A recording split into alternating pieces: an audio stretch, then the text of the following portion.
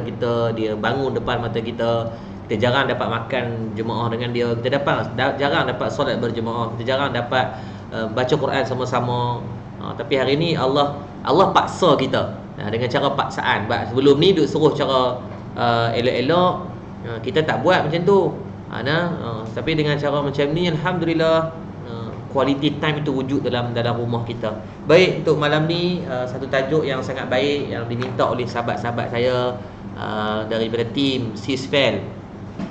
Sisfel ni oleh Abang Rafi dan juga Allahumma salli ala sayyidina Muhammad Kak Fel.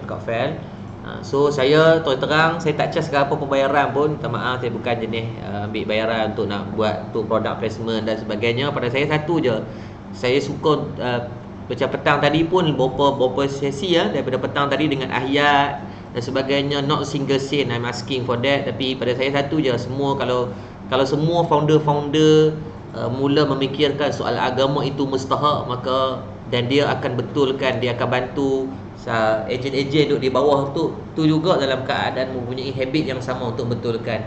Saya ucapkan tahniah kepada contohnya ni macam cross post ni di page Haji Asri, di page Kokom, di page saya sendiri dan page Sisfel. Dan saya ucapkan tahniah kepada tim-tim Sisfel lah yang sangat memberikan komitmen untuk mereka membangunkan. Dan mungkin malam ni ada kawan-kawan kita yang mungkin suri rumah tangga yang sekarang blur, tak tahu nak buat apa, boleh follow page Sisfel ni. Dalam ni juga ada Kak Sarah Awi, Jatuh Ramu Malaya, dan ramai lagi yang mungkin tuan-tuan ambil inspirasi mereka. Jangan hanya menjadikan takdir yang Allah datangkan hari ini sebagai menambah tertekannya kita di rumah. Sepatutnya we are looking as a opportunity. Sebab ingat, satu, kita tak boleh mengubah takdir yang telah Allah kenakan kepada kita. Ni dah tak boleh ubah apa-apa dah. Lain lah kalau pada awal hari tu kan, kita terus sekat daripada awal, tapi dah jadi dah sekarang. Dah berapa ribu orang kena, 70 orang mati, tak boleh nak ubah apa-apa. Tetapi kita memang tak boleh ubah takdir, tapi kita boleh mengubah cara kita pandang ataupun kita melihat takdir itu Allah datangkan sebab apa. Jadi hari ni Allah datangkan dengan sebab apa? Untuk Allah paksa kita duduk di rumah lebih sikit, kita duduk dengan suami isteri, kita duduk dengan family, kita boleh banyak dengan fokus kepada ibadah. Baik, cuma malam ni kita bukan nak bercakap soal ibadah duduk di rumah, tapi kita nak bercakap tentang apa yang Allah Subhanahu Wa Taala telah menceritakan kepada kita berkaitan ada satu penyelesaian yang telah Allah maktubkan di dalam Al-Quran melalui firman-Nya dalam kisah atau dalam surah Yusuf, surah yang ke-12. Allah bercerita tentang Nabi Yusuf AS. Macam mana kita pernah dengarkan diujinya Nabi Yusuf AS dan umat dia dengan ujian 7 tahun fasa kegawatan ekonomi yang bukan kaleng-kaleng, yang bukan biasa-biasa, yang pergi sampai tahap peringkat 7 tahun ni tuan-tuan. Kalau kita jam kita hari ni Allah SWT, kita hari ni bukan 7 tahun, baru 3 bulan tuan-tuan, tapi dah nampak dah wajah-wajah sebenar manusia. Sifat tamaknya kan, kadang-kadang yang pergi ambil di misi bantuan tu bukannya orang susah, yang datang dia dengan keadaan dia tu tak susah pun, dalam rumah dia masih ada bekalan makanan, tapi ingat perbuatan dia akan zalim hak orang. Peruntukan cuma ada 100, contohnya 100 packs. Bila yang datang itu, sepatutnya 100 pack itu cukup menampung orang-orang yang asnaf. Maksud asnaf ni yang betul-betul susah. Mungkin golongan yang fakir, dia lebih teruk daripada miskin lagi. Kalaulah keperluan seharian kita tu RM10, maka golongan fakir dia dapat 5 ke RM10. Ni saya bagi contoh mudah nak faham apa itu fakir, apa itu miskin. Kan selalu sebut fakir miskin, fakir miskin, fakir miskin. Itu adalah dua kategori yang berbeza. Kalau miskin RM10 sehari, arak paras dia RM10, maka apa yang dia miliki ni cuma mungkin separuh. Contohnya gini, paras yang katakan sehari orang perlukan RM10 ni, tapi golongan miskin dia cuma mungkin boleh dapat di antara 9 ke 5. Ni golongan miskin takat ni. Tapi ada lagi satu golongan yang lebih susah. Siapa dia? Golongan fakir. Fakir ni dia dapat daripada 4.9 sampailah mungkin RM1 sehari. Maka dia adalah golongan yang fakir, lebih teruk daripada miskin, lebih susah daripada miskin. So Hari ni kita utamakan kepada golongan, kalau hatta yang miskin yang masih boleh survive pun bagi keutamaan kepada golongan orang yang fakir. Saya sendiri Alhamdulillah Muslimat, bantuan daripada ramailah kawan-kawan, khususnya daripada macam malam ni ramai ni kawan-kawan kita yang menjayakan Saurah Awi, Kak Saurah Awi, lepas tu Kak Ina, Haji Asri, Bu Hanim, Nur Amirah, Muhammad Kamil. Mereka ni terlibat di antara orang yang menjadi frontliner bagi Darul Murtada untuk kita mewujudkan pusat bantuan untuk orang ramai. Dibantu oleh macam Pak Mentua saya sendiri, Rusli Bashar, Cikgu Rusli Bashar bantu untuk ni. Kadang-kadang tuan-tuan saya baca macam itu, saya kesian tengok orang yang tak susah ambil bantuan, maka orang susah jadi tak ada bantuan tu sepatutnya sampai ke tangan dia, maka tak sampai. Maka kat sinilah kita nak bincang tentang benda yang insya-Allah mudah-mudahan semua boleh dapat faedah, semua boleh dapat manfaat yang sama. Ya, tadi kita dah mengaji kitab, ni kita masuk segmen bisnes sikit, boleh? Bukan sebab saya pandai tak, tapi kita pakat-pakat kongsi apa ruang yang kita boleh saling memahami apa bisnes yang kita boleh buat fasa sekarang. Khususnya pada jadi kepada tim Sisvel dan semua yang lain, saya tak kisah founder-founder mana. Sebab tu bila tim Sisvel berhubung saya tentang dia orang tanya tentang bayaran apa, saya kata tak, saya tak berhajat pada bayaran apa-apa, as long as semua Sisvel punya agent 10,000 orang dapat manfaat, is fine for me. Pada saya ucapkan tahniah kepada ramai usahawan-usahawan Melayu kita hari ni yang sangat kuat bermujahadah mereka walaupun dalam fasa COVID-19 yang kena PKP. Ya, dari segi jasad dan tubuh badan mungkin terkurung, tetapi dari segi ilham, dari segi otak, dari segi idea tak pernah terkurung, malah mereka boleh buat macam-macam benda yang bermanfaat. Saya yakin ramai founder-founder hari ni mereka tak memikirkan soal peribadi, mereka banyak memikirkan soal agent, mereka stokis mereka lebih daripada diri sendiri. Saya sendiri ada 40 orang staff. Saya harap dia fikir macam mana saya nak gajikan mereka, macam mana saya takkan downsizing, saya kata daripada awal. Daripada hari momen yang Perdana Menteri umumkan tak boleh keluar rumah, so mereka tak boleh datang office dan sebagainya. Saya kata daripada awal, as long as I can, I'm not going to downsizing our Darul Murtada. Kita jalan macam biasa, masing-masing buat tugasan di rumah. Kamu bukan bekerja dengan saya, kita bukan sama kena kerja dengan Allah. Wallahu khabirun bima ta'malun. Allah ni boleh mengetahui, Allah tengok apa yang kita buat. Setiap apa yang kita kerjakan. Baik muslimin muslimat dirahmati Allah, apa benda yang diajarkan dalam Quran? Saya dah siapkan satu buku. Nanti saya akan bagi semua yang tengok live malam ni akan dapat buku Allahumma salli ala sayyidina. Ada tips ni kita masukkan dalam buku ni. Ni sebab kita kena print cat ayam lah, sebab kedai printing tutup, pakai printing biasa. Dalam buku ni kita ajarkan ada 3 tips yang mana Allah Subhanahu Wa Taala ajarkan melalui Al-Quran. Saya cuma ambil keluarkan daripada surah Yusuf. Dan tip ni pernah dikeluarkan juga oleh kajian ni dibuat oleh Ustaz Allahumma salli. Nanti saya tengok nama dia tu.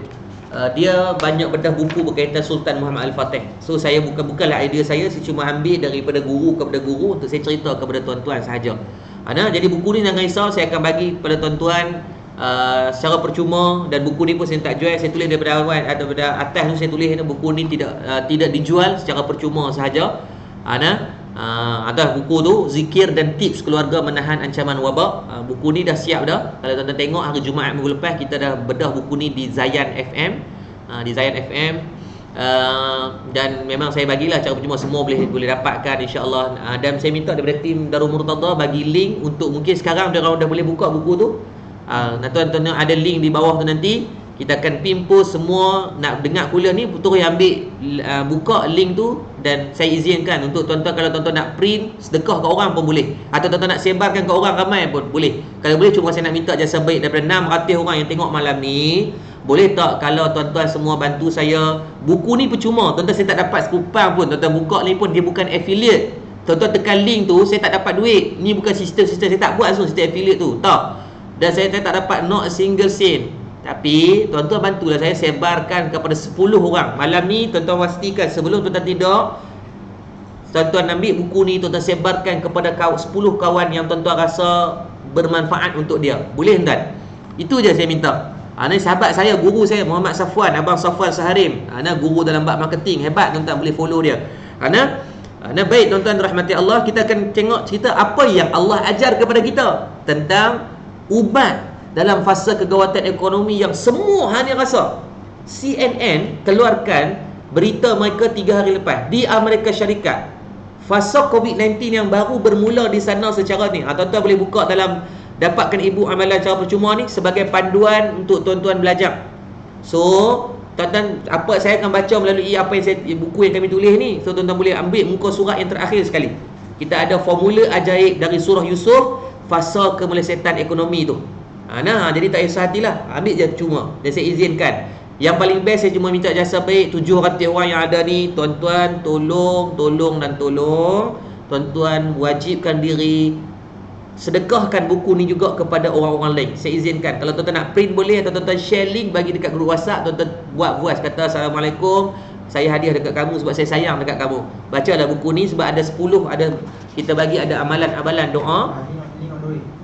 Link tu ada. Link dah ada. Dalam buku ni kita ajak cara berdoa-doa. Ni semua doa daripada banyak, sebahagiannya daripada ayat Quran dan sebahagian doa daripada hadis-hadis Nabi. Ada lebih kurang 10 doa, dan adalah beberapa amalan yang kita boleh buat. Cuma yang malam ni perbincangan kita bukan kita nak bincang tentang amalan dan zikir tips tu, kita nak bincang tentang formula yang Allah bagi dalam Al-Quran, fasa kekuatan ekonomi. Ni bukan saya punya ilmu, ni memang dah ada dah, dan para ulama kita pun dah tulis dalam kitab. Cuma saya ambil dan saya terjemahkan dalam bentuk yang lebih mudah untuk kefahaman kita sahaja. Kalau kita sendiri nak cari pakai dah. Sebenarnya hebatnya Al-Quran ni. Allah ada ajak kita semua tu. Boleh tuan-tuan? Baik, ada beberapa benda yang kita kena faham. Bila Allah Subhanahu Wa Taala datangkan ujian COVID-19, ingat, dalam setiap 10 tahun biasanya akan berlaku, dia panggil cycle of economic punya problem. Recession is happen every 10 years. So kita tengok daripada perjalanannya 2008, 2009 berlaku kemelesetan, recession of economy, bukan Malaysia tapi dunia.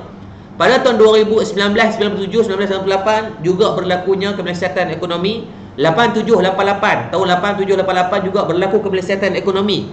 And this is not happening. Kalau kita tengok sepanjang cycle of ekonomi 30 tahun sebelum ni, kegawatan ekonomi berlaku disebabkan masalah bank, masalah nilai mata wang, masalah ekonomi. Dia memang daripada ekonomi yang menjatuhkan kemelesetan ekonomi dunia. Tetapi berbeza dengan tahun 2020. 2020 Allah memberikan ujian yang sangat rare lah pada saya. Kita dulu kecil-kecil kita bayang apa? 2020 ni ada wawasan kereta terbang. Alhamdulillah. Cuma tak sampai kereta terbang, sampai virus terbang. Ujian ke atas kita.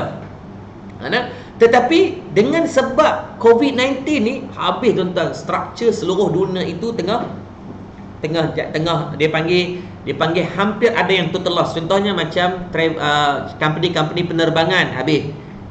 Hampir total loss. Malaysia Airlines sebelum ada COVID-19 pun dah duduk pada fasa bertahun-tahun dah melalui fasa kerugian. Diberikan suntikan setiap tahun oleh government. Tahun ni tak tahulah. Asia ni company yang buat untung, tetapi dengan ni memang habis ke laut dah jadi. Dan kita tengok di antara, bukan kata syarikat, kata ustaz syarikat-syarikat kecil dunia. Baik, kita tengok syarikat, antara syarikat yang terbesar di dunia. Apa dia? Di antaranya syarikat Singapore Airlines. Tuan-tuan, Singapore Airlines dikategorikan di antara 10 penerbangan terbaik dunia. Dari segi kondusif, dari segi layanan servis, dari segi teknologi. They are one of the best in the world, Singapore Airlines. Tapi apa yang berlaku kalau tuan-tuan tengok dalam suntikan dana yang dikeluarkan oleh Singapore punya government, they are giving more than 1 billion dolar Singapore kepada Singapore Airlines untuk menyuntik balik, nak bagi balik, nak restructure balik bisnes dan sebagainya, sebab berkemungkinan dijangkakan sehingga hujung tahun, tuan-tuan, COVID-19 ni JP Morgan keluarkan kajian, sehingga hujung tahun daripada travel business akan melalui fasa kejatuhan yang jatuh. Sebab kapal terbang lah tak boleh nak buat apa? Parking saja. Maintenance kena jalan. Yang lain semua jalan. Dan masalahnya kapal terbang tu kena duduk macam tu je. Lah nak buat apa? Takkan nak buat ronda-ronda petang kot, buat servis, ambil orang penumpang, buat ronda pusing Singapura, ataupun duduk ambil Air Asia, buat macam buat pusing-pusing, betul hantar balik. Tak boleh. So their business is memang dia panggil mostly kalau kita ni panggil total loss lah. So benda ni is happen. Dan bukan hanya pada travel. Bila travel bermasalah, perhotelan juga akan kena. Orang tak travel, hotel ada yang tutup. Di rumah saya beberapa biji hotel tutup. Sebab apa tutup? Sebab kalau tak tutup, siapa nak main duduk? Hantu pun tak keluar. Mana ada nak siapa nak main duduk sewa? Ana orang nak buat maksiat, orang nak buat maksiat pun kadar maksiat pun turun sikit. Sebab yang nak buat maksiat pun takut tengah-tengah buat maksiat kena coronavirus padam muka. Maka total kah yang buka kedai runcit pun dah 2 minggu tak boleh buka ni, tambah lagi 2 minggu. Oh tuan-tuan, maka ni benda yang kita kena faham. Yang pertama, bila Allah datangkan ujian ini, dan ujian ini bukanlah didatangkan hanya kepada kita. Allah Subhanahu Wa Taala datangkan setiap umatnya ada ujian. Maka umat Nabi Muhammad sallallahu alaihi wasallam didatangkan dengan ujian yang hari ini dengan coronavirus. Di antaranya benda yang membuatkan di Amerika Syarikat, CNN melaporkan 6 juta dah orang kehilangan pekerjaan. Maksudnya 6 juta new unemployment baru, penganggur yang baru. Di Malaysia, JP Morgan keluarkan kajian, dia kata apa? 2.4 million daripada rakyat Malaysia akan hilang pekerjaan. Dan sekarang pun kita tengok ratus-ratus ribu orang yang dah mula hilang pekerjaan. Tak boleh bekerja, majikan tak boleh nak bayar gaji dah. Kalau seminggu tak apalah, 2 minggu okey lagi boleh consider. Main dengan jadi 4 minggu sampai patutnya 14 hari bulan. Tu pun dah mula tenat. Tengok-tengok tadi umum pula sampai 28 hari bulan. Memang meninggal memang tak mampu, dan mungkin ada yang terpaksa downsizing syarikat dan sebagainya. So ini benda yang kita nak bincangkan, mudah-mudahan Allah bagi manfaat. Yang pertama, ingat tip yang pertama daripada ayat Al-Quran. Allah Subhanahu Wa Taala berfirman di dalam surah Al-Baqarah ayat 155. Saya baca mafhum dia. Demi tuan-tuan boleh buka dalam buku tu, download tu buku tu, tuan-tuan kita tengok sama-sama. Sebab kita ada sejam je, jadi kita kena fokus kepada nak habiskan semua daripada formula ni. Yang pertama disebut daripada ayat suratul Baqarah ayat 155. Demi sesungguhnya kami akan menguji kamu dengan sedikit perasaan takut, yakni kepada musuh kamu, dengan merasai kelaparan. Diuji dengan rasa tak cukup pada makanan lah, masuk lapar ni. Dan berlakunya kekurangan dari segi harta benda. Bila berlakunya masalah hari ni, mostly daripada company-company di dunia, bukan Malaysia, di dunia mengalami fasa kehilangan dari segi harta bendanya. Patutnya semua dah buat roadmap. Saya pun dah buat dah roadmap untuk Darul Mutadharah kan. Roadmap kami sampai 10 tahun dah kita dah buat. Tahun ni apa kita nak siapkan? Ramadan ni apa plan kita? Syawal ni apa program dia? Kita dah atur siap dah ni. Tiba-tiba Allah datangkan ini. Allah nak ajar kita, kita merancang, Allah juga merancang. Sebaik-baik perancangan Allah milik Allah Subhanahu Wa Taala. Hang CEO ke, COO ke, dalam syarikat ya. Kalau anak buah kita kata ni tak boleh, kita ada autoriti untuk bantah. Tetapi dengan Allah Subhanahu Wa Taala tidak ada makhluk yang mampu membantah. Xi Jinping, Presiden China, kalau tuan-tuan ingat ucapan dia pada awal Disember hari itu, dia kata apa? Tidak ada kuasa dunia yang boleh menghalang kekuatan negara dia.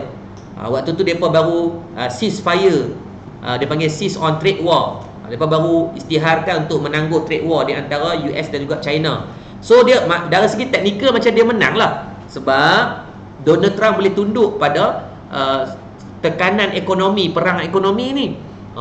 Lepas tu dia bangga, dia kata kat orang ramai, dia kata apa? Dia kata kita tak boleh tak ada kuasa dunia yang boleh lawan dan sebagainya. Tuan-tuan, Allah tak hantar pun tentera. Allah tak hantar burung ababil macam surah Fil. Allah tak hantar pun Allah Maha Samad, makhluk-makhluk yang alien dan sebagainya. Tuan-tuan, Allah cuma hantar makhluk yang kecilnya. Kecil dia tuan-tuan, tak nampak dengan mata, tak boleh pegang dengan tangan, tak rasa pun dengan lidah, tak nak dengar pun dengan telinga. Kena teropong pakai mikroskop ya makhluk ni. Dengan hanya makhluk itu membuatkan tuan-tuan membumi ego manusia, daripada kalangan pemimpin kepada rakyat, founder, jutawan, hartawan, tak ketahuan habis semua hanya dengan makhluk yang sekecil tu je. Jadi lepas tu kata tak perlu nak sombong lah kita hari ni. Allah datangkan, maka bila datang ujian macam tu, habis tuan-tuan. Kita punya roadmap ke laut tuan-tuan. Hari ni bukan fasa nak expand, bukan fasa nak extend. Hari ni fasa nak survival. Dipanggil survival mood. Allah datangkan dengan merasai kekurangan daripada harta benda dan jiwa serta hasil tanaman. Habislah semua affected. Dan orang tak boleh keluar kerja. Dan berilah kabar gembira kepada orang-orang yang bersabar. Yang pertama Allah sebut dah, Tips ketika kita melalui fasa kegawatan ekonomi, fasabrun jamil, ambillah langkah dengan cara bersabar. Lepas tu saya kata tadi, kita tak boleh nak ubah apa-apa, tapi kita boleh pandang dengan pandang sudut hikmah. Allah bagi ni duduk dengan family, Allah bagi ni ruang waktu yang baik, Allah bagi ni untuk kita kenal siapa orang yang ni, Allah bagi ni untuk kita kenal ni. Kita dapat banyak gila faedah yang lain. Sebab itu kalau kita tengok daripada surah Yusuf, tuan-tuan balik nanti saya minta lah kalau boleh jasa baik tuan-tuan tadabbur surah Yusuf punya makna. Memang best gila tuan-tuan. Saya jumpa dengan seorang sahabat, tuan-tuan boleh follow nama dia, saya tulis kat sini. Nama dia Khairul Hakimin. Khairul Hakimin ni adalah dia dapat gelaran dipanggil Bapak Viral Malaysia. Tuan-tuan boleh bayang penulisan dia lah. Bapak Viral Malaysia. Khairul Hakimin ni dia pergi kelas di UK. Kelas di UK tu mereka membedah surah Kahfi. Dan yang bestnya dia kata cerita The Lord of the Ring dan beberapa filem-filem Hollywood yang top sale ni, termasuk dia kata Avenger dan sebagainya, mostly ada banyak daripada cerita-cerita Hollywood yang box office adalah cerita-cerita yang mereka mengambil urutan daripada susunan penceritaan itu, termasuk Harry Potter adalah daripada Al-Quran. Maksudnya bukanlah dalam cerita Al-Quran itu cerita tentang Harry Potter, cerita tentang Lord of the Ring, tapi diambil susunan. Maksudnya Islam dalam Al-Quran ni ayat 10 ayat awal tu cerita apa? Cerita tentang result, maksudnya cerita tentang apa yang dah berlaku. Maksudnya kaum ni dilaknat oleh Allah. Contohnya cerita dalam surah Al-Ankabut, surah Labah-Labah, ayat 14 Allah tu buka tentang cerita tentang kaum Nabi Nuh AS, di antara kaum yang umur mereka paling panjang, macam mana Allah binasakan mereka. So Allah buka dengan konten yang sangat menarik untuk kita tengok-tengok. Ui, hak umat 1000 tahun pun hancur, hak kita baru 50-60 tahun nak berlagak apa. So dia menarik orang untuk dengar lagi. Sebab tu filem dia start tu dengan momen yang buatkan kita ketagih. Dia momen tu dia start dengan cerita tu macam boom, terus suspend. Ini kita ada intention untuk kita duduk tengok cerita tu. Tengok dan dia berlaku addiction. Dia panggil ketagihan. Dia craving tau. Dia boleh tengok tu sampai kalau kita pegang popcorn kita tak sedap, kita sumbat. Tu dia panggil fasa yang kita ni lali dengan cerita. Sebenarnya Al-Quran Allah susun macam itulah ceritanya. Itu ustaz kami tak tahu. Nak tahu apa tuan-tuan, kita tak pernah baca makna dia. Sebab tu kalau boleh malam ni kita cuba disiplinkan, ambil surah yang kecil-kecil, yang pendek-pendek pun tak apa, tapi saya recommend tadabbur makna surah Yusuf. Best tuan-tuan. Surah Yusuf ni dia macam fokus cerita tentang kisah Nabi Yusuf sampai habis. Best lah cerita dia. Jadi tu hikmah dia Allah bagi. Nabi Yusuf AS ni dia diuji, dia dipenjarakan. Nabi Yusuf ni dipenjarakan. Kisah saya pendekkan dalam Quran, nanti saya tahu lah detailnya.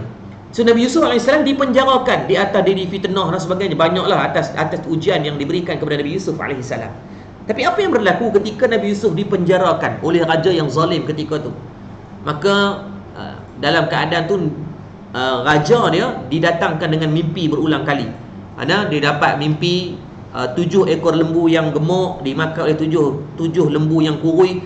Dan banyaklah dalam mimpi-mimpi tu dia tanya kepada semua cendekiawan yang cerdik-cerdik ni, penasihat 20%, tak ada siapa pun boleh jawab. So stres lah raja ni. Dia kata aku tanya apa semua, aku bayar elok mahal-mahal, Arab tak boleh buat kerja. Maka dalam keadaan nak selesaikan masalah, sebab raja tu dah agak macam murka lah, dia marah lah apa semua tak boleh buat kerja. Maka ada seorang daripada kalangan orang kata orang kuat raja tu, dia kata ada seorang yang dalam penjara yang dia ni ada kemampuan untuk mentafsir mimpi, ataupun dia ni ada kemampuan, dia ni cerdik, dia ni pandai. Maka dikirimkan orang untuk dapatkan jawapan daripada Nabi Yusuf AS. Ni saya pendekkan cerita tu panjang. Kita nak go kepada fokus perbincangan. So bila ditanya, bayangkan dalam keadaan tengok betapa rahmatnya yang kata Rasul, yang kata Nabi Yusuf AS, seorang Rasul, anak kepada Nabi Yaqub AS, keturunan daripada Nabi Ibrahim AS. Maka ketika didatangi oleh orang yang pernah memenjarakan dia, orang yang pernah buat naya dekat dia, orang yang pernah buat kezaliman tanpa disiasat dan diberikan hak untuk dia membela diri, dipenjarakan dia, tiba-tiba main minta tolong. Tuan-tuan, kalau kita buat apa? Dia buat naya kat kita ni, penjara kita, buat ni pun semua, buat tahanan kat kita. Lepas tu dia main minta tolong kat kita. Agak ke kita tolong ke tidak? Memang kalau kita memang dah lah minta maaf kita hampir tak ada pasal aku nak tolong hang. Oh, hari tu hang buat kat aku sedap sangat. Kita kalau kita lah tuan-tuan, Nabi Yusuf AS tak, Nabi Muhammad sallallahu alaihi wasallam tak. Sebab tu kalau kita tengok dalam kitab Syama'il ada hadis yang disebut, kata Aisyah radhiyallahu anha, dia kata wala yajzi bi sayyi'atin sayyi'ah walakin ya'fu wa yasfahu. Nabi sallallahu alaihi wasallam tak pernah membalas kejahatan dengan kejahatan. Nabi Yusuf AS juga benda yang sama, dia tak balas kejahatan dengan kejahatan. Di saat diuji dia, difitnah dia, dipenjarakan dia, diseksa dia, dia buat macam-macam kepada dia, tapi bila ditanyakan soalan, ditanyakan permasalahan, Nabi Yusuf AS jawab dengan cara yang baik. Bila ditanyakan 7 ekor lembu yang gemuk dimakan 7 ekor lembu yang kurus dan sebagainya, maka kata Nabi Yusuf AS, ketahuilah bahawasanya akan datang satu musibah yang besar pada kerajaan kita sekarang, maka kenalah raja kena bertindak secepat mungkin buat sekian-sekian. Tuan-tuan boleh buka di antaranya ayat 47. Saya bagi ayat-ayat ni tuan-tuan ambil balik baca surah Yusuf ayat 47. Allah cerita tentang arahan dan Allah Subhanahu wa taala memberikan ilham kepada Nabi Yusuf, memerintahkan agar kerajaan Mesir ketika itu bercucuk tanam bersungguh-sungguh dan bersabar di atas ujian itu dengan pandangan hikmah. Bukan dia waktu fasa-fasa ni mulalah dia keluar perkataan-perkataan yang bergaduh dan sebagainya. Sedih kan kadang-kadang kita tengok dalam kalangan netizen. Banyak betul kerja, kita kecam kawan tu, kita kecam artis ni, kita kecam kawan tu, kita kecam ni. Artis sendiri pun balas balik. Tuan-tuan, percayalah, perbuatan itu tidak pernah menambah pun iman kita, melainkan dia akan merosakkan hati dan mengurangkan iman kita. Sebab tu tolonglah tuan, buanglah kita duk mengumpat orang. Kita tengok artis tu, dulu time senang sangat, tak apalah kita doa dekat dia. Hari ni Allah uji dia. Dan sebenarnya bukan Allah uji dia sangat, Allah uji kita juga. Allah datangkan masalah nak tengok apa reaction kita. Sama dengan bila datangnya fasa COVID-19, Allah tengok reaksi kita macam mana. Ada orang yang dia jadikan ini sebagai satu turning point untuk dia buat benda yang lain yang lebih baik. Saya ambil contoh, kalau orang yang waktu ni tengok dia tak boleh bantu dengan duit, apa dia bantu dengan tenaga dia, jadi frontliner dan sebagainya. Dia bantu sebarkan makanan pada orang. Kadang-kadang bukan duit dia cari orang yang boleh bantu, dia bantu dengan cara macam tu. Jadi ingat yang pertama, yakinlah bahawasanya ujian ni Allah nak menambah pahala kepada kita semua. Allah nak memberikan kefahaman kepada kita semua. Allah Subhanahu wa taala bagi sebab Allah sayang kepada kita. Berdasarkan dalil suratul Baqarah ayat 155 tadi jelas. Allah Subhanahu wa taala kata kepada kita, Allah bagi ujian ni, rasa lapar, rasa kurang harta, rasa takut, khauf ni rasa yang Allah bimbangnya, takutnya dan sebagainya. Sebab apa? Allah sayang, sebab Allah nak tengok sabar ke tidak.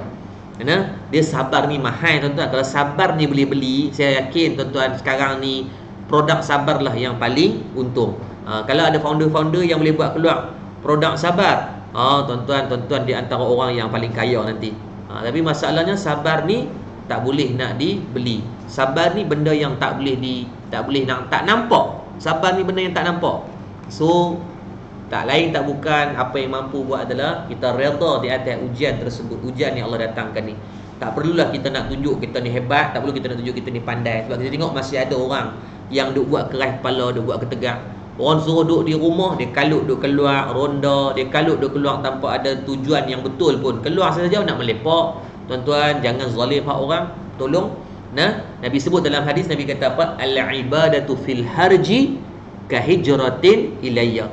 Barang siapa yang boleh bermujahadah di saat Allah Subhanahu wa taala mendatangkan al-harji. Apa makna harji ni? Nabi kata al-khatlul salasat, yakni ujian yang macam-macam Allah bagi kat dia.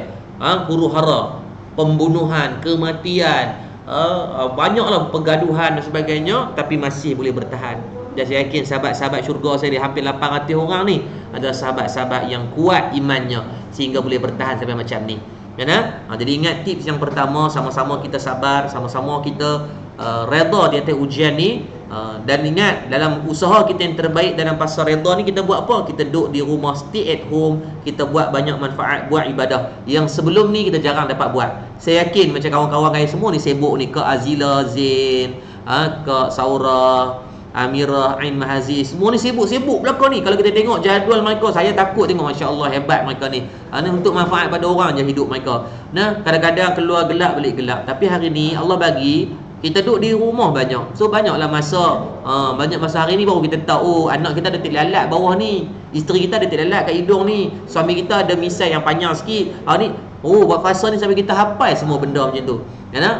Tu nikmat yang Allah bagi. Yang kedua, fasa yang Allah ajarkan kita ketika fasa kekuatan ekonomi, apa kita kena buat? Berdasarkan dalil 47 49 daripada surah Yusuf, Allah ajarkan kita agar yakni bermujahadah, bersungguh-sungguh dalam kita buat satu dan jangan pernah putus asa. Jangan pernah putus asa. Muslimin muslimat dirahmati Allah Subhanahu wa taala. Kenapa disebut tentang putus asa? Kerana kalaulah hari ni tuan-tuan ada dia kata, ustaz, habis tu kami tak boleh sedih ke? Tuan-tuan ingat, sedih dan putus asa adalah dua segmen yang berbeza. Sedih tidak ada masalah. Baginda Nabi SAW sendiri adalah pernah bersedih.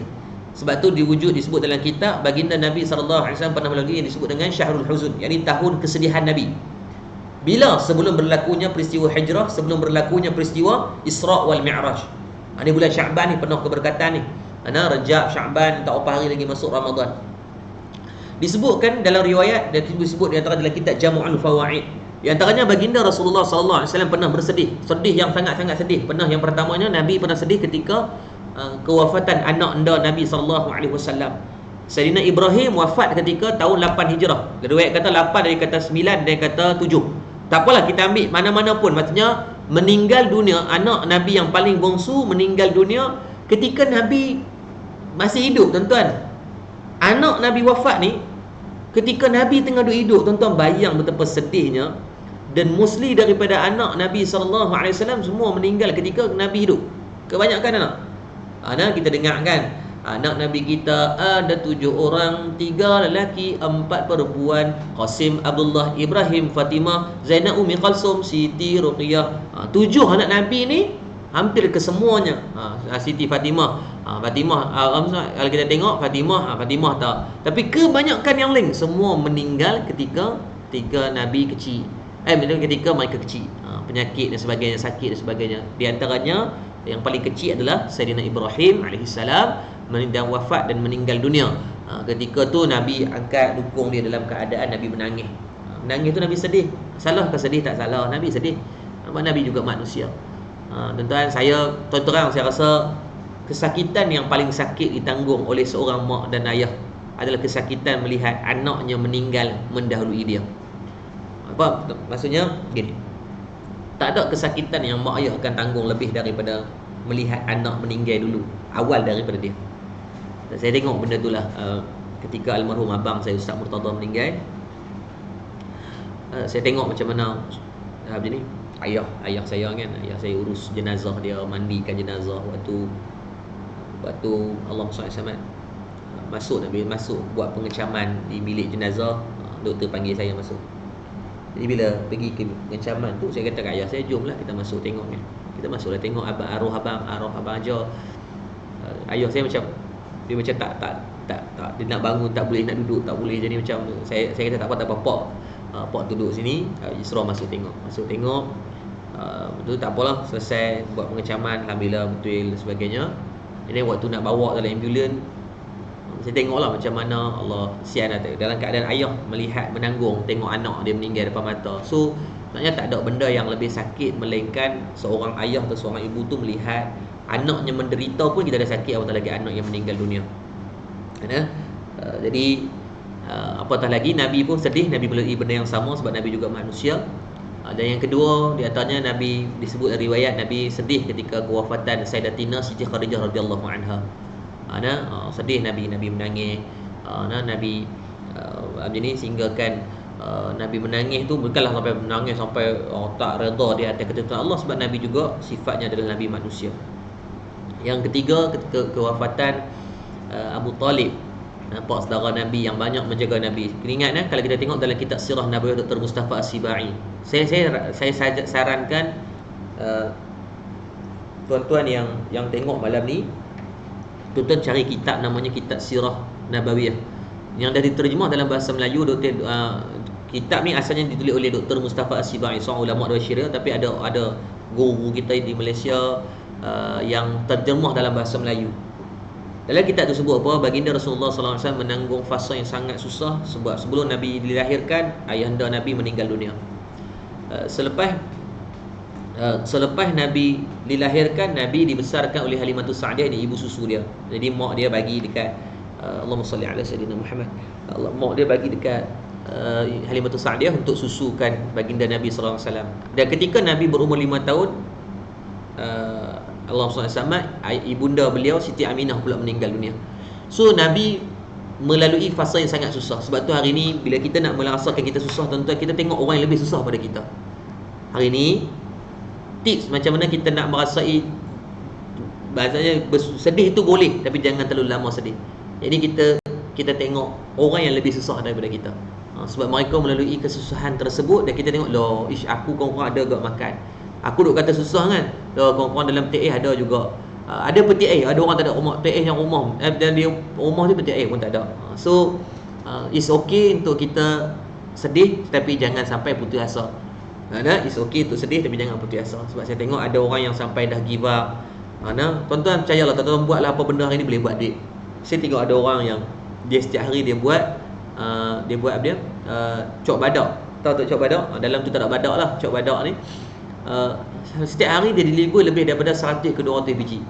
Sebiji dia jual 4 kupang. 4 kupang, so technically kalau dia jual 100 biji dia dapat RM40. RM40 dengan minyak yang sangat murah hari ni. Minyak hari ni atau air mineral ni lagi mahal daripada minyak kan. So dia dapatlah keuntungan sehari RM20, RM10 dan sebagainya. Ataupun tuan-tuan yang ni, tuan-tuan cari orang yang biasa buat kuih, tuan-tuan himpunkan kuih, tuan-tuan buat kuih online. Di kawasan Sungai Petani, di kawasan Alostar, tuan-tuan deliver tempat kawasan-kawasan terdekat. So buat, jangan sampai putus asa. Sebab dalam bisnes ni banyak ruang yang kita boleh guna pakai. Okay, sebagai contoh, apa bisnes yang kita boleh buat fasa sekarang?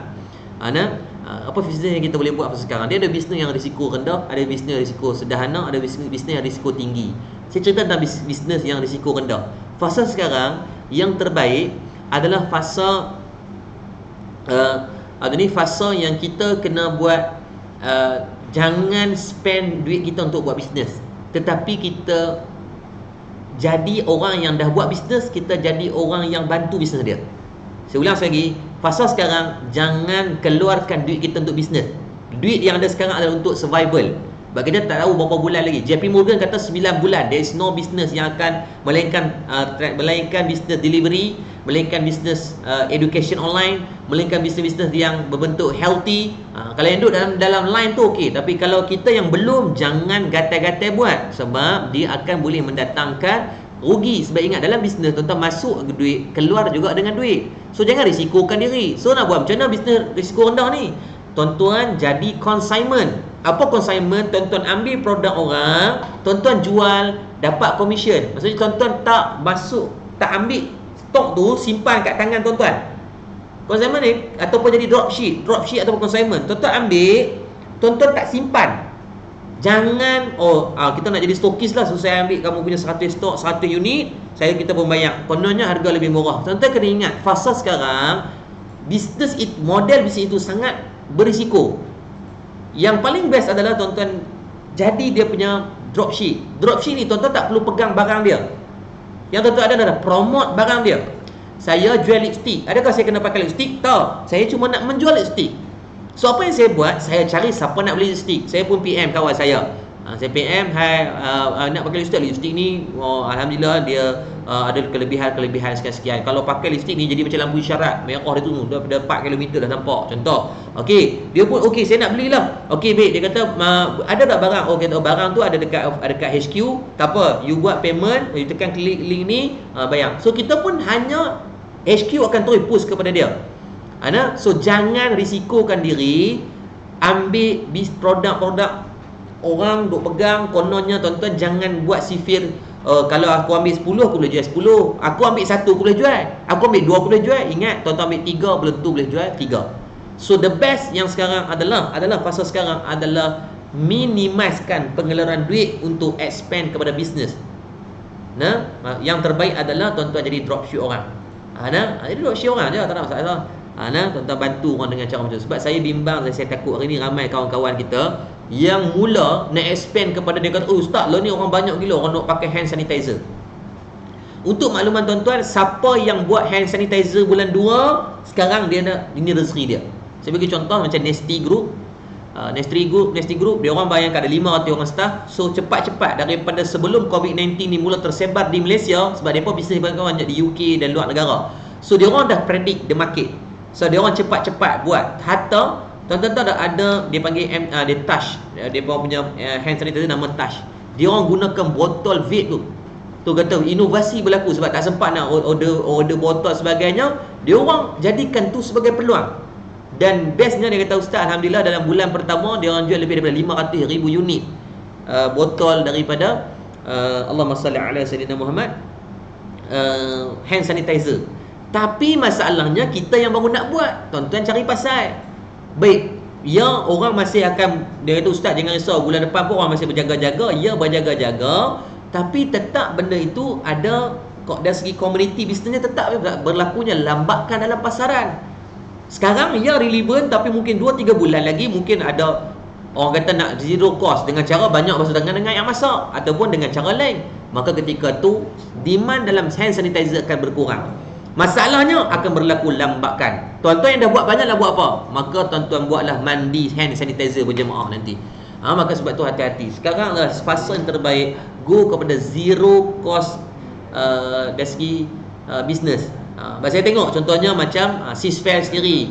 Contohnya macam Jamu Tenteja. Banyak kawan-kawan kita yang buat bisnes yang berbentuk macam tu. Sebab saya tengok di antara Sisfair sekarang dia buat kerjasama dengan Good Rizki. Dia orang buat kerjasama dengan Good Rizki, satu apps kanak-kanak untuk bantu kanak-kanak macam mana untuk dia orang ni nak jaga attitude anak-anak dan sebagainya. It's a good thing. Maksudnya dia hanya sistem, kita jadi agent. Kita kena beli tak? Tak, tuan-tuan hanya tolong mencari customer. Tuan-tuan cari customer, dapatlah commission. Dapat walaupun dia kata Allah commission rendah lah Ustaz, RM20. RM20 lebih baik daripada tuan-tuan burn duit tuan-tuan RM100. Kalau tuan-tuan tak menjual, you are losing nothing. Tapi kalau tuan-tuan ambil dulu barang dan tuan-tuan nak menjual, kalau tak dapat, maka tuan-tuan you lose everything nanti. So be careful dekat sini. Sebab tu Islam ajak kepada kita, Al-Quran ajarkan kepada kita dalam bab ni, bersungguh-sungguh jangan putus asa. Ingat, hope sentiasa ada, harapan sentiasa ada. Macam mana pun keadaan ekonomi, macam mana pun keadaan kegawatan, ada peluang. Yang tak ada peluang adalah orang yang terus putus asa. Sebab tu it's okay to be sad but not okay to give up.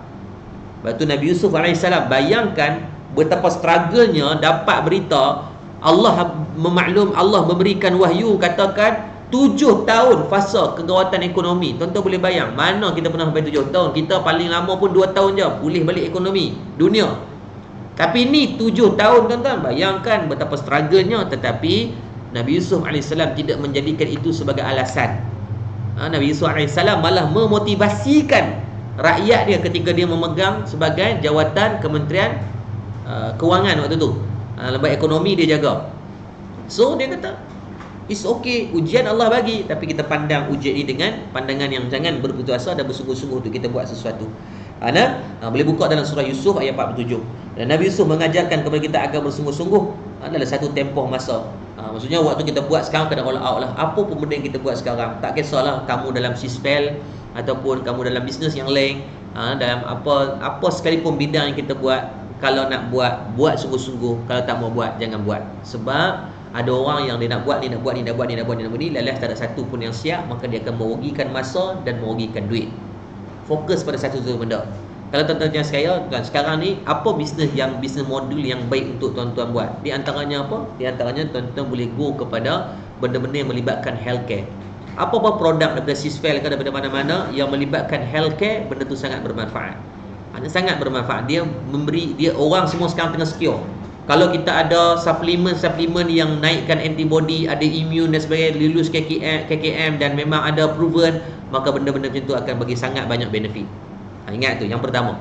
Yang kedua, bila orang dah habis pada fasa healthcare punya isu, maksudnya nanti dah mungkin dah lagi seminggu. Sekarang ni fasa graf kita dah mula nak pergi kepada U shape. Dah mula nak, sekarang ni data, insya-Allah kalau berterusan macam ni dia akan pergi kepada U shape. Kalau go kepada U shape, insya-Allah ekonomi kita akan pulih. Ingat, laporan daripada pakar kewangan dunia dia kata apa? Negara yang akan keluar daripada masalah ekonomi adalah negara yang paling awal menyelesaikan isu COVID-19.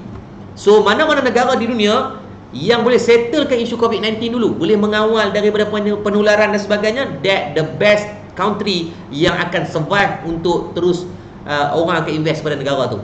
Dari segi healthcare dan sebagainya lah. So Malaysia di antara negara yang terbaik juga dari segi kawalan, dari segi perubatan, hampir 30% daripada yang sakit sembuh dan sebagainya. So benda-benda ni is good impact. So maksudnya kita banyak gila hope. Contoh macam sahabat dan guru saya Haji Asri Ahmad, waktu-waktu ni ramai orang cari Haji Asri.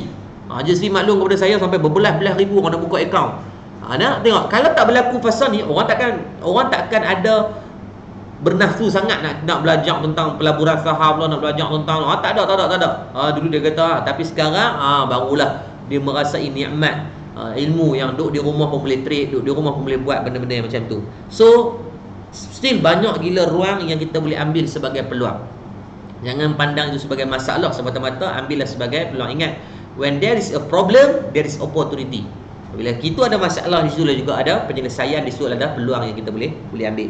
Maka Nabi Yusuf AS mentadbir, mengajarkan, dan sudah pastilah susahlah nak cerita tentang bayang benda tak jadi nak abang ke orang. Hampa tahu tak, Allah SWT 7 tahun ni nanti kita akan kena. Susah tuan-tuan, maka itu cabaran yang kena. Tapi adakah dia berhenti? Tak, diteruskan juga. Sama dalam bisnes kita, apa pun yang kita buat, ujian tetap akan datang. Dan amazingnya, ujian di antara yang agak berat adalah ujian yang datang daripada ahli keluarga sendiri, orang yang terdekat. Tuan-tuan baru berjinak-jinak nak buat bisnes ni, dah duduk suri rumah kita tak buat apa je kan. So kita pun mula nak terlibat, carilah kawan-kawan kita untuk kita pun terjun buat bisnes. Baru mula sikit dia pelekeh dah. Dia kata ni 2-3 hari lingkup. Tuan-tuan ingat, al-kalamu ad-du'a. Kalam atau perkataan tu doa. Janganlah doa yang bukan-bukan. Apa salahnya tengok kawan kita buat, kita kata ada aku doa hang jadi kaya dan bertakwa. Aku doa bisnes hang buat hari ni jadi asbab hang masuk syurga. Kan bagus. Jadi janganlah kita jadi golongan orang yang menjatuhkan dan merendah-rendahkan, jadilah golongan orang yang membantu dan memudah cara. Yang ketiga dan yang terakhir, daripada surah Yusuf, Nabi Yusuf AS diperintahkan oleh Allah Subhanahu Wa Taala agar banyakkan menyimpan. Tuan-tuan dalam bab ni tolong saya merayu sangat kat tuan-tuan. Tolonglah kita ni hari ni memperbanyakkan menyimpan. Tuan-tuan, laporan daripada Bank Negara Malaysia, tuan-tuan boleh buka dalam laporan Bank Negara Malaysia. Saya buka kat tuan-tuan cuba tengok. Data ni sangat menakutkan.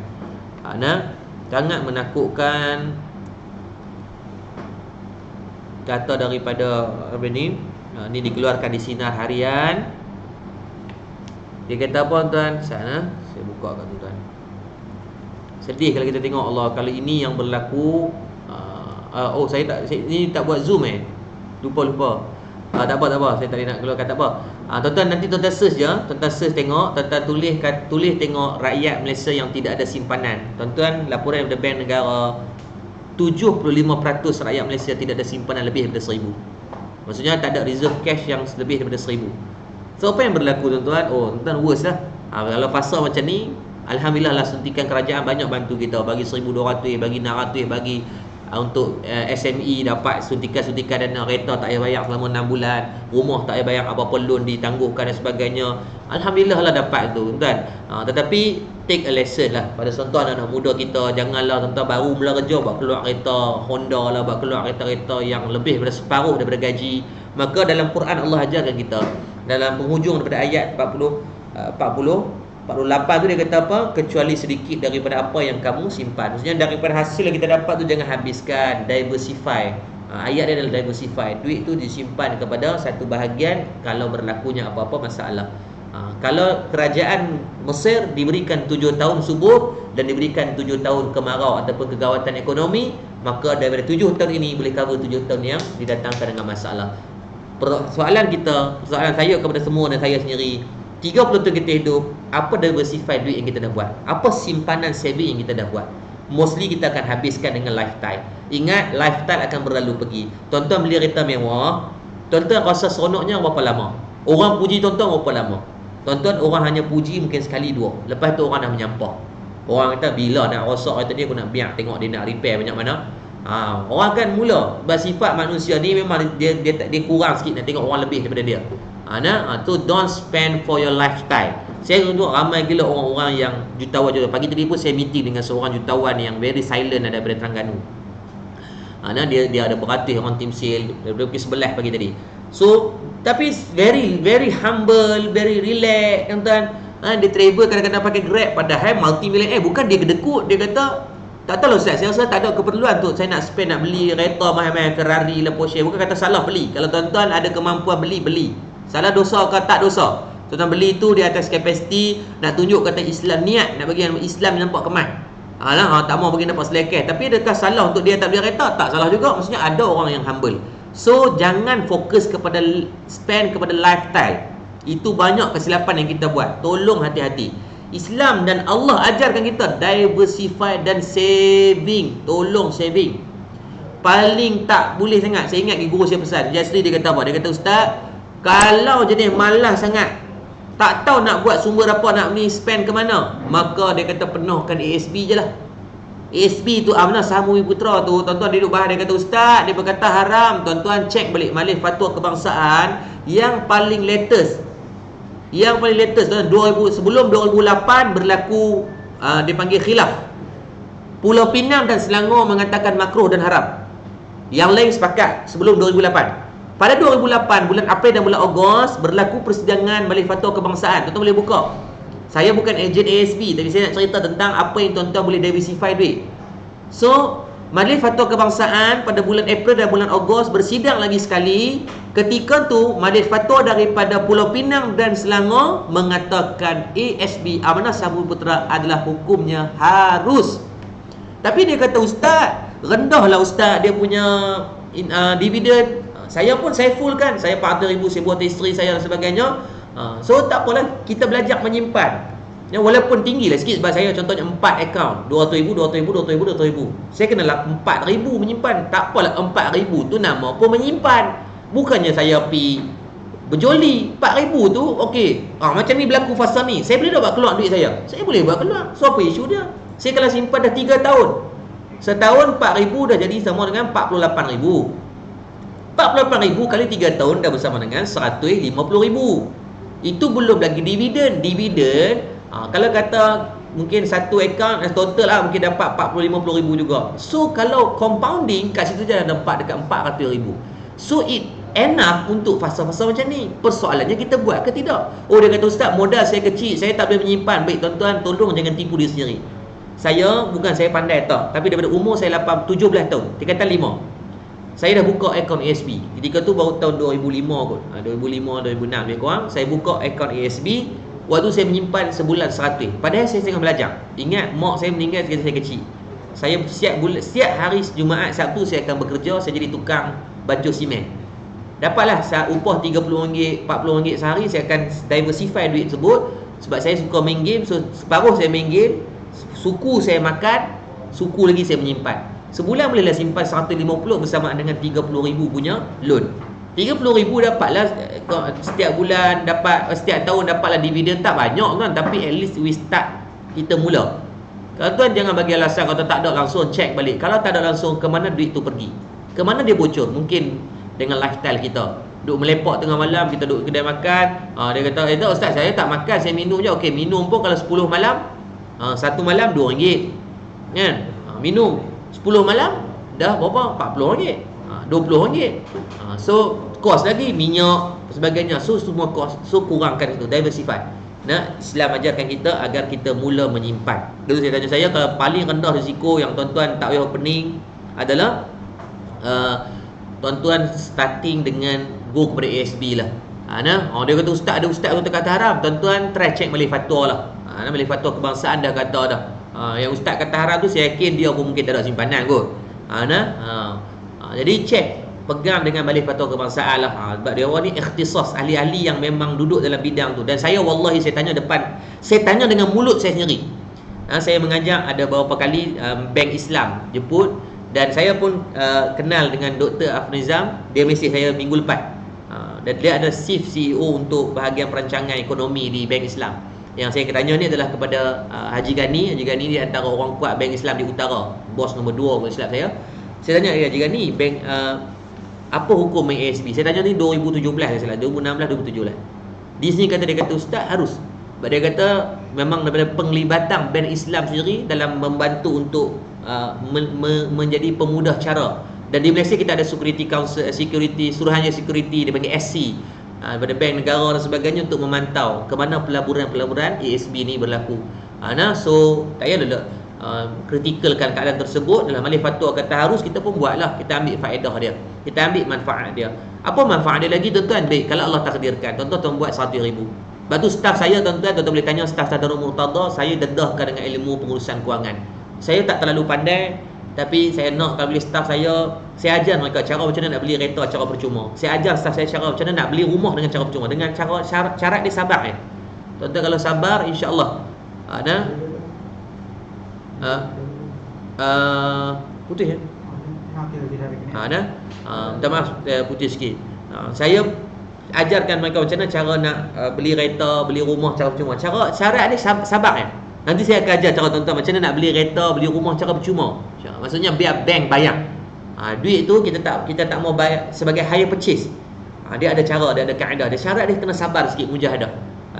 Lepas tu staff saya wajibkan. Bukan saya sebagai ejen SB, saya panggil pegawai SB daripada bank, datang explain kat dia orang, dan saya pula explain dengan bahasa yang lebih mudah sikit. And then staff saya mostly semua buat, walaupun sikit, 100, 200, 300, mereka dah start menyimpan. It's a pleasure for me bila staff boleh start menyimpan. Itu dah diversify. Saya takut, saya tengok ramai anak-anak muda hari ni yang ada masalah dalam bab simpanan. So please, Allah ajarkan bab ni kepada kita. Sebab jadi keadaan yang macam ni, worst, COVID-19, ekonomi dan sebagainya, is gonna happen, matter of time saja. Tapi persoalannya persediaan kita buat macam mana. So sama pada yang duk jual jadi agent, jadi stokis produk, sama ada Sisvel ataupun produk-produk yang lain, pegang satu benda gini. Kadang kita jual, berapa commission kita? Contohnya bulan ni commission kita 1,000. So allocate siap-siap, ambil siap-siap, tarik siap-siap, zakat berapa? Itu yang pertama. Yang kedua, tarik siap-siap berapa simpanan yang kita boleh mampu buat. Start with a small amount first. Jangan terus dapat 1,000 simpan kena separuh. Kepala tuan-tuan. Bulan pertama boleh buat, bulan kedua meninggal. So go for apa yang kita boleh. Start with small amount first. Dia betul, dia kata nak berubah ni tak boleh berubah terus. Dia kata ya betul, dalam bab simpanan pun jangan terus kepada something yang memberikan beban yang you tak mampu pegang. Ambil yang sikit tu. Start mungkin RM10, bulan depan RM50, bulan tu RM100, ataupun start dengan duit shilling dulu. Duit shilling setiap kali lungguk boh dalam bekas dia. Duit shilling boh dalam bekas dia. Jangan kacau langsung. Tuan-tuan akan tengok. Dengan duit shilling tu tuan-tuan boleh buat banyak gila benda yang faedah. Tapi start lah, disiplin lah. Start with first tu. Saya tuan-tuan, saya dalam bab ASB saya penuhkan, and then dalam simpanan bucket lain, saya go kepada property, saya beli tanah, saya simpan. Biar je lah. Tanah tu bukannya COVID-19 bukannya COVID-19 nak jangkit kat tanah tu pun. Tanah dia tetap tanah, cuma mungkin value dia akan lambat sikit naik sebab orang sekarang tak go kepada property. Orang nak secure dia orang punya cash. Tapi still simpan apa ruang yang kita boleh buat. Buat ASB kena bayar zakat, kata ustaz. Kalau kena macam mana pengiraan? Kena rujuk kepada ASB punya kita guna bank mana. Kalau dia kata dah tolak siap, macam tabung haji contohnya, dia dah tolak siap daripada kiraan zakat. Tapi ASB saya tak pasti, cuba cek balik. Kalau dia kata okey dah tolak siap, kalau tak tolak lagi kena kira lah. Maksudnya ambil daripada keuntungan lah. Maksudnya kita punya ni keuntungan tu berapa, nak kira dah zakat. Yang paling mudah, Muhammad Syafiq Rosli daripada Fadil Hafiz, dalam bab kiraan zakat senang je. Pi pejabat zakat terus tanya masalah, depa akan tolong kira. Itu paling mudah. Itu paling mudah. Kalau tanya orang bukan autoriti ni payah macam saya, lagi saya silap jawab, takut sesat ke orang. Itu adalah rukun Islam. Rukun Islam yang ketiga. So yang ketiga, pastikan cuba diversify. Saya yakin ramai ejen stokis kat sini yang walaupun saya yakin kamu tak adalah buat sale yang gila-gila sampai puluh-puluh ratus ribu, tapi ingat, walaupun dengan modal yang sedikit, walaupun dengan keuntungan yang sedikit, start diversify. Please allocate some of your portion daripada keuntungan, masukkan untuk mula menyimpan. Instrumen menyimpan banyak gila. Ada ASB, ada tabung haji, adanya kalau malas sangat masukkan dalam FD, tak apa. As long as you menyimpan. Malas dan penyegan sangat ambil duit kut. Tahu duit kutu tu, simpan macam tu pun tak apa. Dengan syarat start saving now. Dia kata, Ustaz, saya menyimpan juga tapi bagi orang hutang. Tak apalah, bagi orang hutang, walaupun hutang tu mostly tak dapat balik pun tak apa. You start dengan something yang you simpan duit tu. Bila ada kesusahan, ada benda-benda fasa yang macam ni, akan menyelamatkan you, insya-Allah. Jadi sebenarnya dalam bab kewangan ni tuan-tuan, banyak gila guru-guru yang pakar. Saya tahu guru saya ni ada bersama kita, Haji Muhammad Asri, di antaranya Kak Iza Yusof, mereka-mereka ni, Dr. Zahruddin, saya jumpa dengan Datuk Dok Bakar. Alhamdulillah mereka ni banyak ajar macam instrumen kewangan itu berlaku. Sebab tu alhamdulillah hari ni, kalau tuan-tuan tengok, hari ni kami lancarkan live trade Murtada Dakwah Center. Tuan-tuan, saya tak mohon, kita tak minta sumbangan, tapi kita giving a value. Kita buat sesi live trade bersama dengan AAA, tim Asri Ahmad Academy, bersama dengan Coach Jazli. Kita bagi value. So kita buat trade sama-sama dalam kelas tu 700 orang. So dapat 70,000. 70,000 tu untuk apa? Untuk Darul Murtada tu. Banyaklah benda kita boleh structure. Kita buat misi bantuan yang kita buat ni. Adakah duit tu bentuk sumbangan? Tak ada. Sebab kita bagi kelas. Macam tuan-tuan masuk kelas lah biasa. So kita buat servis-servis yang macam tu. As long as benda tu bagi manfaat. Sebab saya rasa sampai bila untuk kita nak meminta-minta, sampai bila untuk kita nak mohon sumbangan. As a startup okay, tapi untuk lama is not a good thing lah. So pastikan semua yang ada dalam ni, selesaikan. Ada 3 tips yang saya kata. Yang pertama, yakin ujian Allah bagi ni ada sebab dia. Yang kedua, bersungguh-sungguh. Kalau nak buat sungguh. Kalau tak mau buat, jangan buat langsung. Sebab dia akan merisikokan diri you. You beli produk, lalu simpan bawah katil. Sebab apa? You dah hilang semangat nak buat. Go ke consignment kepada dropship yang boleh bantu. Yang ketiga, banyakkan menyimpan. Start hanya spend pada yang menjadi keperluan, bukan yang menjadi kehendak. Saya ulang, hanya spend pada benda yang menjadi keperluan, bukan benda yang berbentuk kehendak. Waktu ni hampir tukar sport rim, hampir tukar iPhone, waktu ni lah nak beli terai, yang ni nak beli tema baju raya 8 jenis tema, Bollywood, Hollywood, Gongwood apa semua, Tiger Wood apa semua. Cantik tuan-tuan. Ni starlight jenis ni. Jangan. Be rational dalam fasa sekarang. Walaupun you ada duit, saya ulang, walaupun you ada duit, please tolong be rational. Mungkin dengan baju yang 5-6 pasang kita nak beli tu, mungkin kita boleh menyelamatkan 7-8 keluarga yang dalam kesusahan. Saya pujilah beberapa sahabat dan juga yang anak-anak murid yang selalu ikut. Ada di antara satu grup, Ain Mahaziz, Amira Kamil. Mereka ni setiap kuliah saya, Kak Saurah, Kak Azila, mereka ni setiap kuliah saya, mereka lah orang yang sentiasa mujahadah. Waktu siang ke malam mereka sentiasa ada. Mereka sahut cabaran. Mereka kata, Ustaz, tahun ni baju-baju yang ada ke kami ni, yang cantik-cantik lah, bukan baju yang terkoyak rabak, yang dah colour sampai hilang colour tu. Baju yang elok-elok dia orang akan niat untuk nak sedekah. Maksudnya preserve lah bagi kat orang yang lebih susah. Ataupun duit yang Allahumma salli ala sayyidina Muhammad, yang dia peruntukkan nak beli baju raya tahun ni, dia orang kata kami dah mula sedekah. So patutnya challenge-challenge yang baik macam ni, macam yang Ain Mahazi, Amira Kamil, Kak Saurah Awi apa semua buat ni, Kak Azila apa semua ni buat, kita ikutlah challenge-challenge yang betul baik. Saya dah ikut challenge TikTok apa semua tu salah. Kita ambil challenge-challenge yang baik macam ni. Try buat tengok. Tahun ni tema baju orang kena simple ya. Kalau boleh pakai baju kelawar kan. Tuan-tuan bukan boleh keluar pun, nak keluar pergi mana? Pakai cuma ambil sunnahnya, ambil pakai baju yang cantik sikit. Baju yang elok sikit, baju yang tak perlu baru, baju yang elok, baju cantik. Ada pun duit yang kita patutnya, saya tahu tuan-tuan ni orang mampu, ni contoh yang mampu dah, tuan-tuan peruntukkan untuk bantu orang yang betul-betul susah.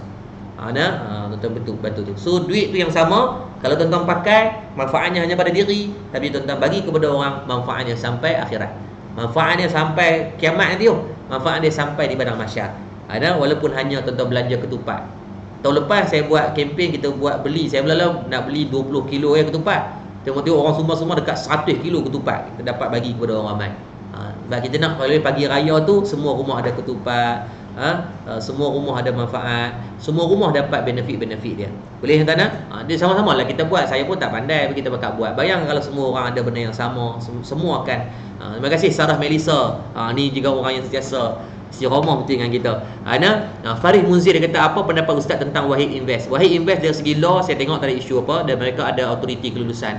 Dan for a first quarter mereka buat pulangan yang sangat baik, sehingga mereka boleh bagi, tak silap saya, hampir 11 ke 13% first quarter.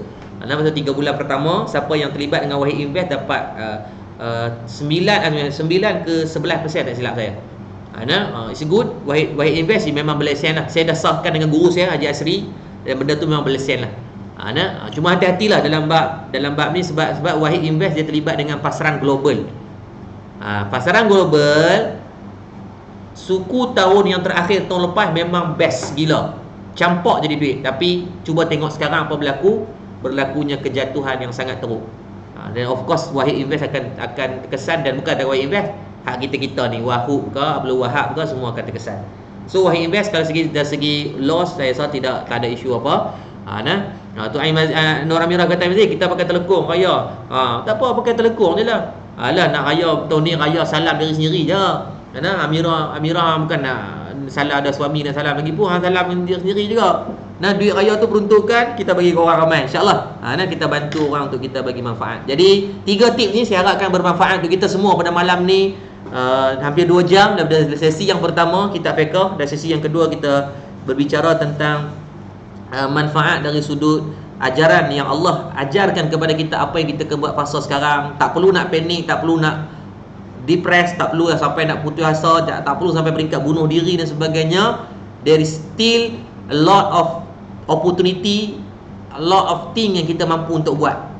Yang kaya, bagilah ruang untuk bantu. Inilah waktu yang paling baik untuk kita bantu yang susah. Manfaatkan sekarang adalah waktu untuk kita gain a good knowledge daripada golongan orang yang dah berjaya. Jangan bagi alasan, jangan jadikan ni sebagai alat untuk kita gunakan untuk kita give up. No. Ingat, dengan setiap kejatuhan wujudnya kenaikan baru. Dengan wujudnya tekanan akan wujudnya dengan kualiti. Diamond tidak akan berkualiti kalau tidak ditekan dengan kekuatan yang paling kuat. Santan tidak akan diperoleh tanpa diperahnya kelapa terlebih dahulu. So it's time for us, Allah bagi ujian-ujian yang macam tu, insya-Allah. Di waktu yang paling baik lah. Lepas tu di antaranya Nabi kata, Nabi apa? Salam dengan diri sendiri. InsyaAllah saya doakan Amirah kahwin tahun ni. Amin ya rabbal alamin. Jadi mudah-mudahan bermanfaat untuk kita semua untuk pertemuan pada malam ni. Saya mohon maaf dan saya ucapkan terima kasih banyak kepada Sisvel berhubung untuk malam ni. Saya tengok jadual hari ni ada 4 ke 5 session live daripada pagi, tengah hari, petang, maghrib, malam dan sekarang ada 5 live tadi. Saya tengok jadual lama, tapi tak apalah, as long as benda tu bagi manfaat pada tuan-tuan dan berfaedah, saya harapkan at least tuan-tuan dapat sesuatu, walaupun mungkin taklah terlalu banyak. Saya bukan orang alim tuan-tuan. Saya ustaz pun kalau ikut mungkin nak pasal haul ke nisa ustaz pun tak sampai lagi. Saya sekadar orang yang berkongsi, baca buku-buku daripada tok-tok guru kita, yang buku-buku yang mudah je lah saya kongsikan. Dan insya-Allah esok tuan-tuan, esok 500 orang ni tuan-tuan nak dah, esok ada satu sesi khas bersama dengan Cikgu Fadli Saleh. Esok Cikgu Fadli Saleh pukul 3 petang esok. Sepatutnya nak buat kelas ni tertutup sebab nak bagi kepada orang yang betul-betul nak belajar menulis. Tapi bila bincang, saya duduk tengok balik, kenapa tak kita publikkan kepada orang ramai. Cikgu Fadli Saleh dah confirm esok akan ada ruang yang dia akan ajarkan kita cara untuk menulis. Tuan-tuan kenal kan, minta tunjuk Ustaz Facebook Cikgu Fadli Saleh. Dia cikgu paling famous di Malaysia, Cikgu Fadli Saleh. Antara influencer yang saya kagum lah. Dia cikgu sekolah rendah tapi Masya Allah hebat. Grup WhatsApp dia ada dekat 300,000 orang lebih yang duk dapat manfaat. Dia buat formula-formula mudah untuk tips-tips matematik dan sebagainya. Tu Haji Asri Ahmad dari tuan-tuan tahu, Haji Asri daripada pagi kelas, malam dia masih boleh dengar kuliah. Kita duk melenggak dekat rumah je penyegat dengar kuliah. So tepuk dada tanya dirilah kalau waktu ni pun kita masih banyak alasan tu dan ni. Saya tengok ramai guru kita share. Sekarang ni tengah berlangsung pula Abang Jas kita buat pula coaching 3 jam sampai pukul 1 pagi. Tak berhenti-berhenti. Dan yang bestnya dan perkongsian yang dibuat ni semua percuma. Tuan-tuan kena bayar tak? Ada link kena bayar tak? Tak ada langsung. Tu kalau tu pun tuan-tuan tak mengaji lagi, saya tak tahu nak buat macam mana. Mungkin kena buat e-book atau buat audiobook, kena tanam dalam kepala otak tu ikut. Ni Cikgu Fadli Saleh. Tuan-tuan tengok follower dia hampir 400,000 dan dia kepakaran dia memang dalam bab menulis. So esok insya-Allah tuan-tuan follow, insya-Allah saya akan maklumkan esok jam 3 petang. Jam 3 petang kita akan ada temu janji. Cikgu Fadli Saleh akan ajarkan cara paling asas macam mana tips menulis dengan emosi. Hari ni kita menulis apa yang kita nak. Kita menulis apa yang orang perlu baca dan apa yang orang nak melalui kisah kita. It's how storytelling itu akan berlaku. Saya akan buat mungkin live di page saya. Di page nanti saya akan tuan-tuan follow lah esok pukul 3 petang di page saya insya-Allah. Sebab Cikgu Fadil Saleh dia personal. Bila personal tak boleh cross post. Dia mesti page. Tapi mungkin akan buat di page saya insya-Allah. Stay tune lah. Jadi saya yakin ramai yang nak belajar menulis. Ramai je reti menulis kan. Dia buat status-status lah apa semua tu. Tapi kalau boleh kita nak, tak maulah benda yang manfaat ni kita seorang je baca. Kalau boleh benda tu yang sama isu anak kita bangun lambat. Kita boleh tulis untuk anak aku bangun lambat. Tapi kenapa tidak kita storykan tip macam mana nak bangunkan anak awal. So orang kan dapat ilmu. Orang bukan hanya dapat sakit perut lah, status sakit perut. Orang tengok pun jadi sakit perut. Kenapa tak buat status tip macam mana untuk menghindarkan sakit perut, tip senggugut, tip ni, tip nu. So is how macam mana menulis itu untuk bagi orang. Tuan-tuan akan dapat pahala dengan Facebook, tuan-tuan dapat pahala dengan Instagram, tuan-tuan dapat pahala dengan Allahumma salli alaihi wasallam dengan WhatsApp punya status. You make macam mana kita boleh generate duit dengan kehidupan, kita generate pahala dengan teknologi juga. Boleh tuan? Esok jam 3 petang insya-Allah bersama dengan Cikgu Fadil Saleh. Sesi ni sangat eksklusif lah. Saya yakin kalau nak dibayar, kalau tuan-tuan nak masuk kelas, of course akan nilainya sangat mahal. Tapi esok insya-Allah free of charge. We are welcoming you all to come. InsyaAllah kita belajar menulis dengan cara yang betul. Saya harapkan insyaAllah 500 sahabat saya ni semua akan jadi penulis-penulis yang dapat pahala dengan teknologi yang wujud. InsyaAllah esok kita menulis dengan, esok start daripada esok daripada Facebook kawan-kawan saya ni, dari khususnya Nur Amira Kamil ni, dia akan start sharing benda-benda yang manfaat. Haji Asri, of course lah Haji Asri dah pakar dalam bab ni. Ain Nabila, Aiza Azri. So esok jam 3 petang standby, insyaAllah kita akan live bersama untuk kita memanfaatkan. Dan saya jemput cuma tim Sispel untuk bersama-sama ejen-ejen Sispel. Bila kita nak cerita tentang produk, dia mesti ada cara nak menulis tentang produk. It's not just kita buat hari-hari gambar produk, orang akan jemu. So mesti ada segmen dia macam mana. Dia panggil fasa seeding kepada craving, kepada hot customer itu. Dia melalui cara penulisan. Dan insyaAllah esok kita akan bincangkan. Jadi saya ucapkan terima kasih banyak. Stay tune. Dan insyaAllah siapa yang belum share, mohon jasa baik untuk share. Dan siapa yang belum seksi first, mohon jasa baik untuk seksi first. Untuk tak terlepas lah pengajian-pengajian. Jangan risau, saya tak jual ubat, saya tak jual produk apa-apa. Saya just kita nak bagi, kalau boleh ada sharing-sharing kita ni, tuan-tuan dapat maklumat tersebut. InsyaAllah mudah-mudahan. Jadi sekadar tu dulu. Yang baik daripada Allah Subhanahu Wa Taala atas kelemahan dan sekurang ilmu saya bercakap. Saya mohon maaf atas kekasaran bahasa, tertinggi suara ataupun terkata pada mana-mana orang. Itu kelemahan yang nak buat. Kita tangguh boleh dengan tasbih kafarah dan surah Al-Asr. Subhanakallah, astaghfirullah. Bismillahirrahmanirrahim. Al-'asri innal insana lafi khusr. Tawassaw bil haqq wa tawassaw bis sabr. A'udzubillahi minasyaitonir rajim. Bismillahirrahmanirrahim. Alhamdulillahirabbil alamin. Hamdan yufi ni'maka fi mazidah. Ya Rabbana lakal hamdu kama yanbaghi li jalali wajhikal karim wa 'azimi sultanik. Ya Allah Tuhan kami, ampunkan dosa-dosa kami, kedua ibu dan ayah kami, guru-guru kami, pemimpin-pemimpin kami, jiran tetangga kami, sama ada dalam keadaan kami sedar atau kami tak sedar, ya Allah. Ya Latif, lembutkan hati kami, ya Allah. Hati kami keras dengan dosa dan maksiat telah kami lakukan, ya Allah. Ya Allah, tangan yang kami tadah pada malam ni, tangan yang banyak buat dosa, ya Allah. Tangan yang banyak buat kemaksiatan, ya Allah. Ya Allah, kalau kau tak ampunkan kami akan diazab dengan azab yang pedih kelak, ya Allah. Dan ya Allah, hari ini bukanlah azab di akhirat saja yang kami bimbang, ya Allah. Hari ini di dunia yang kau datangkan dengan azab yang cukup pedih dah kepada kami, ya Allah. Dengan didatangkan satu makhluk yang kecil, tidak nampak dengan mata kami, ya Allah. Cukup untuk membumikan ego sekalian manusia. 7 bilion manusia tak boleh buat apa-apa, ya Allah. Maka ya Allah, kau angkatlah coronavirus daripada alam ini, ya Allah. Kau bantulah kami, ya Allah. Ya Allah, beberapa hari lagi wa balighna Ramadan. Kami ni akan berjumpa dengan Ramadan yang kami rindui, yang kami minta saban tahun untuk kami jumpa, ya Allah. Maka ya Allah, lagi beberapa hari ni, ya Allah, Ramadan akan jumpa dengan kami, ya Allah. Maka keluarkanlah coronavirus dalam kehidupan kami, dalam alam kami, ya Allah. Agar kami boleh semayang berjemaah di masjid, agar kami boleh buka puasa sama-sama, agar kami boleh tadarus bersama-sama, agar kami boleh berjumpa bersilaturahim bersama kami, ya Allah. Ya Allah, kami rindu untuk berjumpa jiran kami rindu untuk berjumpa sahabat-sahabat kami rindu untuk berjumpa dengan kawan-kawan kami dalam kerja kami, ya Allah. Ya Allah, ya Arhamar Rahimin, bantulah kami, ya Allah. Ya Allah, kami muhasabah, ya Allah. Kami taubat, ya Allah. Kami insaf, ya Allah. Bantulah kami, terimalah taubat kami, ya Allah. Ya Allah, pada kami kami yang susah ya Allah. Kau lepaskan kami dalam kesusahan kami ya Allah. Murahkan rezeki bagi kami ya Allah. Datangkan ilham untuk kami buat sesuatu yang boleh memberikan manfaat pada diri dan agama kami ya Allah. Ya Allah, pada kami yang diberikan kesenangan harta benda ya Allah, Kau jadikan harta benda kami sebagai harta benda yang boleh membantu orang di keliling kami ya Allah.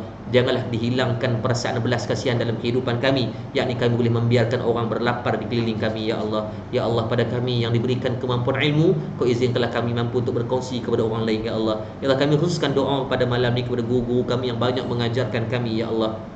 Dan kami khususkan doa pada semua daripada tim Sisvel yang berusaha untuk memberikan produk dan servis yang terbaik kepada orang ramai ya Allah. Ya Allah, Kau izinkanlah kemudahan daripada pengurusan untuk menguruskan perniagaan, bukan senang ya Allah, susah ya Allah. Maka permudahkan urusan bagi kami ya Allah. Rabbana atina fid dunya hasanah wa fil akhirati hasanatan wa qina azabannar. Walhamdulillahi rabbil alamin. Taqabbalallahu minna minkum. Taqabbal ya karim. Assalamualaikum warahmatullahi taala wabarakatuh.